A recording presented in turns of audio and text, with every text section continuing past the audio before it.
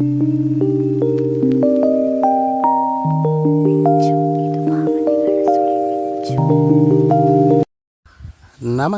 ಪ್ರಿಯ ವೀಕ್ಷಕರೇ, ಮಿಂಚು ಚಾನಲ್ಗೆ ನಿಮಗೆಲ್ಲ ಆತ್ಮೀಯ ಸ್ವಾಗತ. ಹಾಸ್ಯ ದೊರೆ ಶ್ರೀಯುತ ಟೆನ್ನಿಸ್ ಕೃಷ್ಣ ಇವರ ಜೊತೆ ಮಾತುಕತೆಯ 3ನೇ ಭಾಗವಿದು. ಬನ್ನಿ ಪ್ರಿಯ ವೀಕ್ಷಕರೇ, ಶ್ರೀಯುತ ಟೆನ್ನಿಸ್ ಕೃಷ್ಣ ಅವರ ಜೊತೆ ಮಾತನ್ನು ಮುಂದುವರೆಸೋಣ. ಮತ್ತೆ ನೀವು ವಿಷ್ಣುವರ್ಧನ್ ಅವರನ್ನ ಹೈಸ್ಕೂಲಲ್ಲಿ ಇದ್ದಾಗ ಅವರು ಶೂಟಿಂಗ್ ಹೋಗೋದನ್ನ ಎಲ್ಲ ನೋಡಿ ಕಣ್ಣು ತುಂಬಿಕೊಳ್ತಿದ್ದೆ ಹೇಳಿದ್ರಿ. ಆಮೇಲೆ ಅವರ ಜೊತೆ ಎಲ್ಲ ಬಹಳಷ್ಟು ಸಿನಿಮಾಗಳಲ್ಲಿ ನಟಿಸಿದಿರಿ. ಅವಾಗ ಏನಾಗಿತ್ತು ಸರ್? ಏನ್ ಸರ್, ಅಂತ ಮಹಾನ್ ಹೀರೋಗಳ ಜೊತೆಲಿ ನಾನು ಪಕ್ಕದಲ್ಲಿ ಕೂತ್ಕೊಂಡು ಅವ್ರ ಜೊತೆಲೆ ಊಟ ಮಾಡ್ತಿದ್ದ ದಿನಗಳು, ಅವರ ಪ್ರೀತಿಯ ಮಾತುಗಳು, ಅವರ ಒಂದು ಸೆಟ್ ನಲ್ಲಿ ಎಲ್ಲಾರನ್ನೂ ನಗಿಸ್ಕೊಂಡು ಖುಷಿ ಪಡಿಸ್ತಾ ಇದ್ರು ನಮ್ಮನ್ನೆಲ್ಲ. ಅಂತ ಒಂದು ದಿನಗಳು ಸರ್, ನನ್ ಬೇಜಾರಾಗುತ್ತೆ ಸರ್. ಈಗಿಲ್ಲ ಸರ್, ಆ ದಿನಗಳಿಲ್ಲ ಸರ್. ಎಲ್ಲ ಇರ್ತಾರೆ ಈಗೆಲ್ಲ ಹೀರೋಗಳು.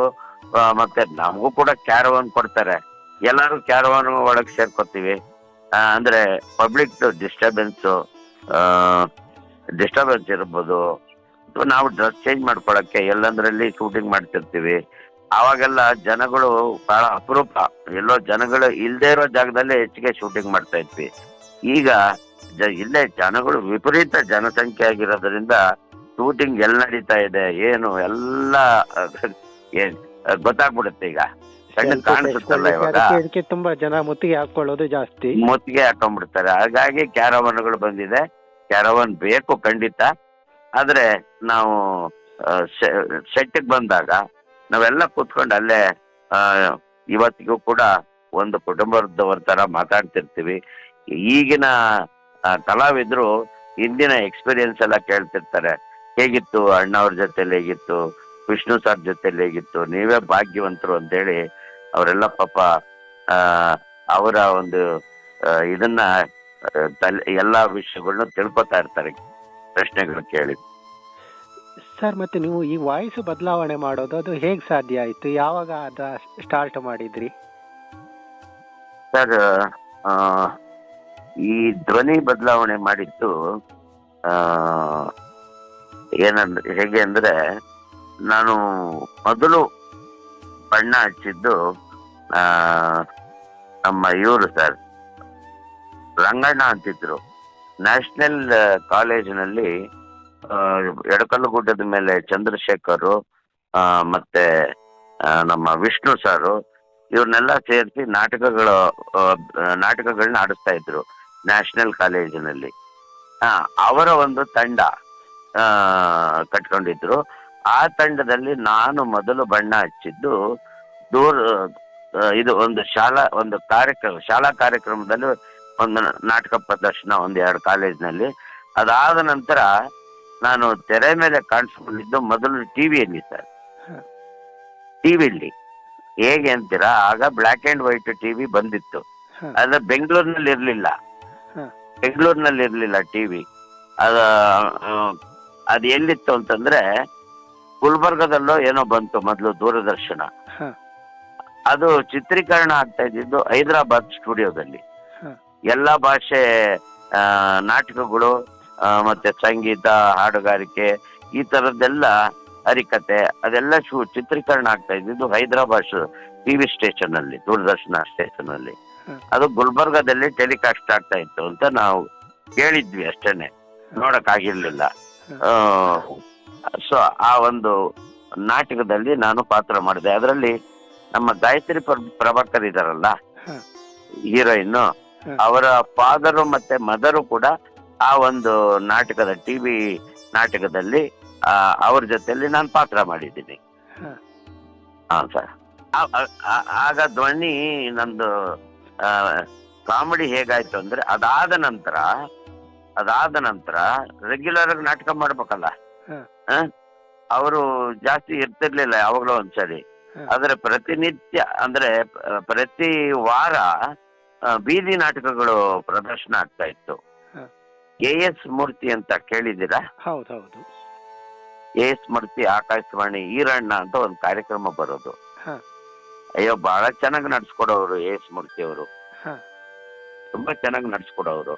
ಹಾ ಆ ಒಂದು ಕಾರ್ಯಕ್ರಮನ ವಾರಕ್ಕೊಂದ್ಸರಿ ಕೇಳೋದಕ್ಕೆ ರೇಡಿಯೋ ಮುಂದೆ ಕೂತ್ಕೊಂಡ್ಬಿಟ್ಟಿರ್ತಿದ್ದೆ ನಾನು. ಹಾ ಹಾ ಅವರ ನಾಟಕದ ತಂಡ ಕೂಡ ನಮ್ಮ ಪಕ್ಕದ ರೋಡೆ, ನಾನಿದ್ದ ಮನೆಯ ಪಕ್ಕದ ರೋಡೆ ಹನುಮಂತ ನಗರದಲ್ಲಿ, ಹಾ ಅಲ್ಲಿ ನನ್ನ ಸ್ನೇಹಿತರುಗಳು ನಾಟಕ ಮಾಡೋರು. ನಮ್ಮ ಮನೆ ಬ್ಯಾಕ್ ಸೈಡ್ ಇರೋ ರೋಡ್ನಲ್ಲಿ ಅವರು ಅಲ್ಲಿ ಬೀದಿ ನಾಟಕದಲ್ಲಿ ಪಾತ್ರ ಮಾಡಕ್ ಹೋಗೋರು. ನಾನು ಅವ್ರಿಗೆ ಫ್ರೆಂಡ್ ಮಾಡ್ಕೊಂಡು ನೋಡ್ತಾ ಇದ್ವಿ, ಮುಖ ಫ್ರೆಂಡ್ ಮಾಡ್ಕೊಂಡ್ವಿ. ನಾನು ಕೂಡ ನಾಟಕದಲ್ಲಿ ಪಾತ್ರ ಮಾಡ್ಬೇಕು, ನನಗೂ ಸೇರಿದ್ರು. ಆಯ್ತು ನೋಡೋಣ ಬಾ ಅಂತ ಕರ್ಕೊಂಡೋಗೋರು. ಹೀಗೆ ತಂಡದಲ್ಲಿ ಎ ಸ್ಮೃತಿ ಅವರ ಪರಿಚಯ ಮಾಡಿಸಿದ್ರು ಅವರು. ಅವ್ರ ಆಶೀರ್ವಾದ ತಗೊಂಡೆ. ಆಯ್ತಯ್ಯ, ನಾಳೆಯಿಂದ ಒಂದು ಹೊಸ ನಾಟಕ ಕಲಿಸ್ತೀನಿ, ನೀನು ಬಂದ್ಬಿಡು ಅಂತಂದ್ರು. ಹೋದ್ವಿ. ಅವತ್ತು ಏನ್ ಮಾಡಿದ್ರು, ಎಲ್ರಿಗೂ ಸ್ಕ್ರಿಪ್ಟ್ ರೀಡಿಂಗು ಕೊಟ್ರು. ಎಲ್ಲಾರನ್ನೂ ಕೂರಿಸ್ಕೊಂಡು ಸ್ಕ್ರಿಪ್ಟ್ ರೀಡ್ ಮಾಡಿದ್ರು. ಆಗ ತಗೋ ಇದು ನಿಂದು ನಿಂದು ನಿಂದು ಅಂದ್ಬಿಟ್ಟು ಎಲ್ಲರಿಗೂ ಪಾತ್ರದ ಒಂದು ಸ್ಕ್ರಿಪ್ಟ್ ಕೊಟ್ರು. ಸರ್ ಎ ಸ್ಮೃತಿ ಅವರು ಎಲ್ಲಾರನ್ನೂ ಕೂರಿಸ್ಕೊಂಡು ನಮ್ಮನ್ನೆಲ್ಲ, ನೋಡಪ್ಪ ನಾಳೆಯಿಂದ ನಿಮ್ಗೆ ಅಭ್ಯಾಸ ಮಾಡಿಸ್ತೀನಿ, ಹೊಸ ನಾಟಕ, ಬರೋ ನೀನು ಕೃಷ್ಣ ಅಂತಂದ್ರು. ಎಲ್ಲಾರನ್ನೂ ಕೂರಿಸ್ಕೊಂಡು ಒಂದ್ಸರಿ ರೀಡಿಂಗ್ ಕೊಟ್ರು, ಸ್ಕ್ರಿಪ್ಟ್ ರೀಡ್ ಮಾಡಿದ್ರು. ಸೊ ಓದೀಗ ಅಂತಂದ್ರು. ಅವರು ಎಲ್ಲಾ ಪಾತ್ರಗಳನ್ನ ಬಹಳ ವಿಭಿನ್ನವಾಗಿ ಡೈಲಾಗ್ ಹೇಳ್ಕೊಟ್ರು. ಸೊ ನಾನೇನ್ ಮಾಡಿದೆ, ನನ್ನ ಪಾತ್ರನ ನನಗೆ ಗೊತ್ತಿಲ್ದಂಗೆ ಮೊದಲ ಬಾರಿ ಅದು ಧ್ವನಿ ಬಂತು, ಹೊಸ ರೀತಿಯಲ್ಲಿ ಬಂತು. ಬಂದಾಗ ಚೆನ್ನಾಗಿದೆ ಕಣೆ ಆ ಧ್ವನಿ, ಇದನ್ನೇ ಮುಂದುವರ್ಸು, ಒಂದಲ್ಲ ಒಂದು ನೀನ ದೊಡ್ಡ ಸಿನಿಮಾ ನಟ ಆಗ್ತೀಯ ಕಣೆಯ, ಒಳ್ಳೆ ನಟ ಆಗ್ತೀಯ ಅಂತಂದ್ರು. ಅದು ಯಾವಾಗ ಆಗ್ತೀನೋ ಗೊತ್ತಿಲ್ಲ ಇನ್ನ. ಆಮೇಲೆ ಆ ಧ್ವನಿ ಎಲ್ರಿಗೂ ಇಷ್ಟ ಆಯ್ತು. ನಾನು ಹೇಳಿದ್ನಲ್ಲ, ಅಪರೂಪದ ಕತೆ, ಅದಾದ ನಂತರ ತ್ರಿನೇತ್ರ ಚಿತ್ರ, ಟೈಗರ್ ಪ್ರಭಾಕರ್ ಅವ್ರ ಜೊತೆಲಿ ಪಾತ್ರ ಮಾಡಿದಾಗ ಅದೇ ಧ್ವನಿಯಲ್ಲೇ ಪಾತ್ರ ಮಾಡಿದೆ ನಾನು. ಅದು ಅವರು ನಮ್ಮ ಸಿನಿಮಾದವ್ರಿಗೂ ಕೂಡ ಬಹಳ ಇಷ್ಟ ಆಯ್ತು.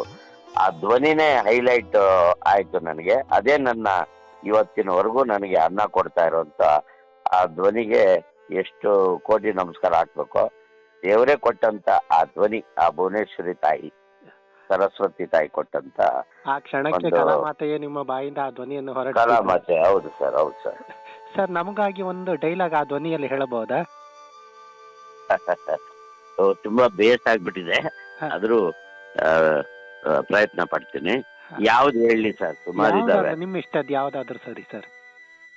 ಸರ್, ಯಜಮಾನದೇ ಹೇಳ್ತೀನಿ. ಸರಿ ಸರ್. ಅದು ತುಂಬಾ ಎಲ್ಲರೂ ಇಷ್ಟಪಡ್ತಾರೆ, ವಿಷ್ಣುವರ್ಧನ್ ಸರ್ದು.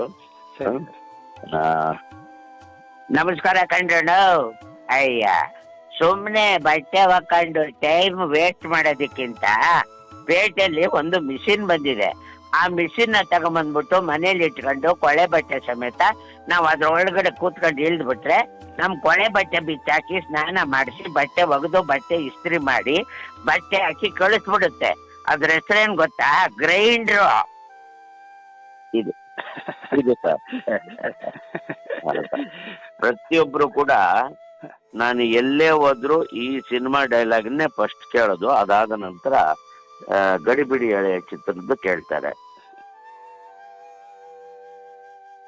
ಪ್ರಿಯ ವೀಕ್ಷಕರೇ, ಹಾಸ್ಯ ದೊರೆ ಶ್ರೀಯುತ ಟೆನ್ನಿಸ್ ಕೃಷ್ಣ ಅವರ ಜೊತೆಗಿನ ಮಾತುಕತೆಯ ಮುಂದಿನ ಅಧ್ಯಾಯ ಶೀಘ್ರದಲ್ಲಿ ಪ್ರಸಾರವಾಗಲಿದೆ. ನೀವಿನ್ನು ನಮ್ಮ ಮಿಂಚು ಚಾನಲ್ ಸಬ್ಸ್ಕ್ರೈಬ್ ಮಾಡದಿದ್ದರೆ ಸಬ್ಸ್ಕ್ರೈಬ್ ಮಾಡಿ ಹಾಗೂ ನಮ್ಮ ಫೇಸ್ಬುಕ್ ಪೇಜ್ ಫಾಲೋ ಮಾಡಿ. ನಮಸ್ಕಾರ.